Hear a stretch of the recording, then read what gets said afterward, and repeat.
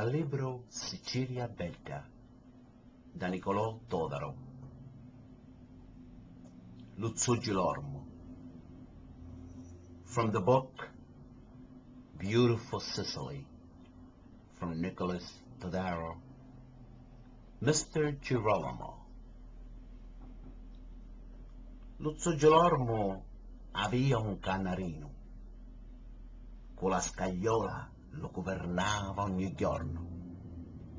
Cantando ci diceva: «Si lo più bello, frescami una canzone, mentre io dormo».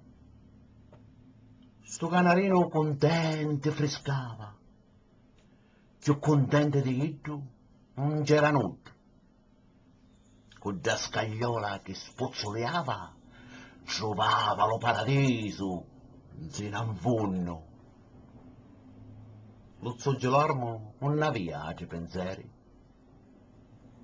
Oramai era un uomo pensionato, arretrati Iggio e sua moglie, e un canarino che aveva accattato. A mezzogiorno in punto lo nasciva. Fuori la porta un chiovo aveva incarcato. Un capo da caggia, un'ambroglia metteva.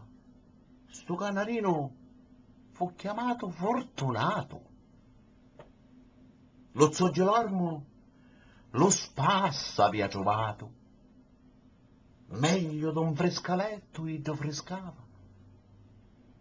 Ma do chiovo che andava era porrito.